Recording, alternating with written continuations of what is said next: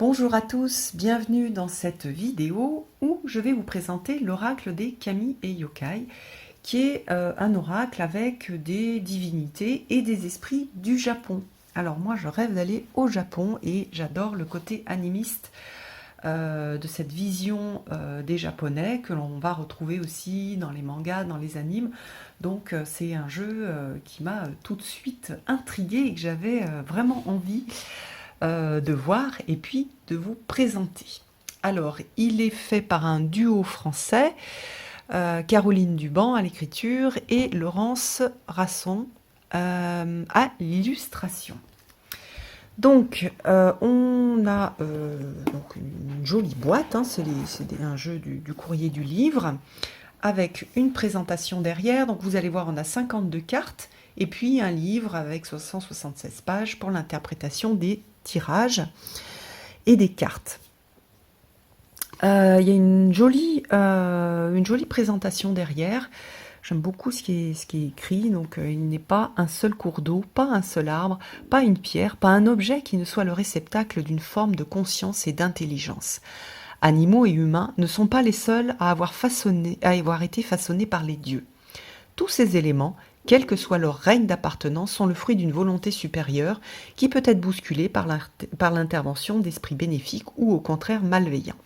Donc là, on va découvrir les kami, donc des dieux et des déesses du panthéon japonais, et puis des yokai, avec des esprits qui vont peupler et animer notre réalité. Alors, c'est assez difficile de faire ce type de jeu parce que, si vous connaissez un petit peu, il y en a beaucoup, il y a beaucoup de dieux et de déesses, il y a beaucoup d'esprits, donc il a fallu choisir. Alors, donc on a une boîte qui est jolie, j'aime beaucoup la présentation de la boîte, je trouve qu'elle est super bien réussie. On a le jeu qui est dans un petit sachet, et puis on a le livre avec le sommaire, une petite introduction, enfin une petite, quand même assez longue l'introduction, des notes de lecture, comment est-ce qu'on prononce, des méthodes de tirage, voilà, assez classique, hein, passé, présent, futur, le problème, comment le résoudre, la résolution, les apprentissages, la roue de l'année, un tirage des chakras, voilà, bon, classique. Et puis la signification des cartes, donc on a une reproduction de la carte, le titre de la carte, l'écriture, j'imagine en japonais, et puis la présentation de l'esprit, et puis un tout petit passage pour la signification. Voilà, donc on va avoir ça pour chaque carte. Donc c'est un jeu où il n'y a pas trop de choses à lire, donc ça permet d'aller vite à l'essentiel. Et puis voilà pour cette présentation du livre. Et maintenant, nous allons regarder les cartes. Alors, donc, il y a une pochette qui est en... Alors, c'est pas du brillant, j'aime bien, en fait, ce petit sac, il est tout simple, mais il est bien sympa. Le format des cartes est original.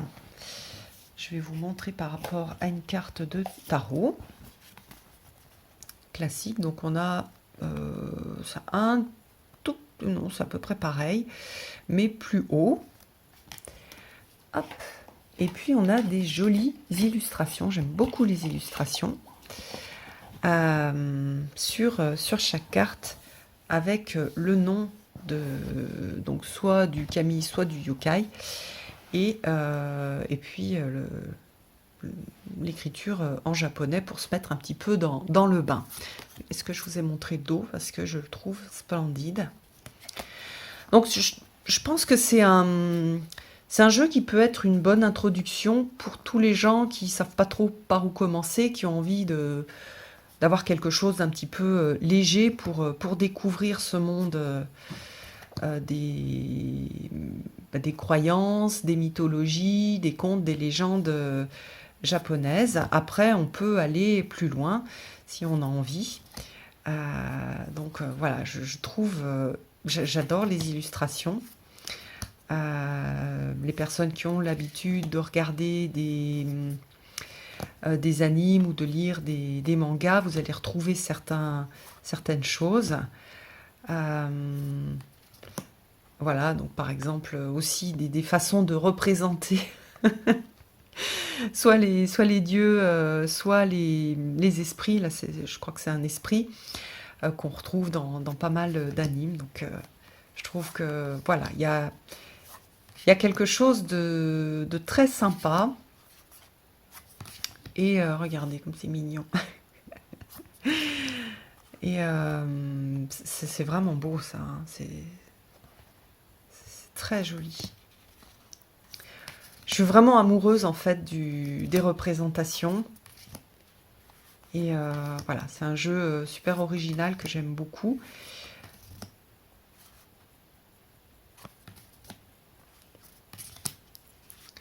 Donc quand je prononce moi, bon j'ai regardé la façon de prononcer, mais bon ben on n'est pas japonais, donc on ne sait pas très bien prononcer. Il faut accepter aussi de ne pas forcément prononcer les choses parfaitement. Vous voyez là, on a Amaterasu, c'est peut-être ce qu'on connaît le plus. Voilà, une kitsune.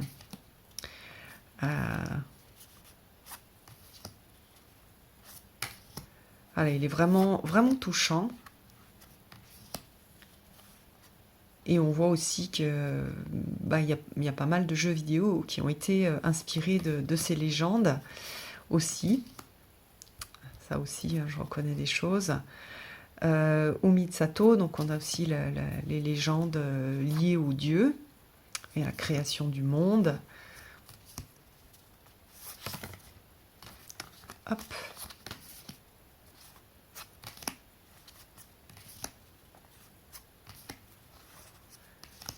Voilà, si vous rêvez du Japon, ça peut être... ah mais elle est là, la création du monde. Si vous rêvez du Japon, ça peut être un jeu qui peut pas mal vous plaire.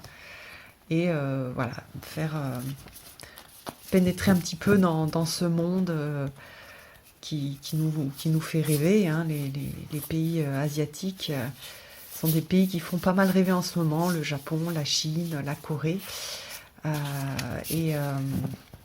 Voilà, donc moi je suis vraiment séduite par ce travail. Et à nouveau, si après ça vous intéresse, ben, vous pouvez aller découvrir certaines histoires, enfin des parties de la mythologie.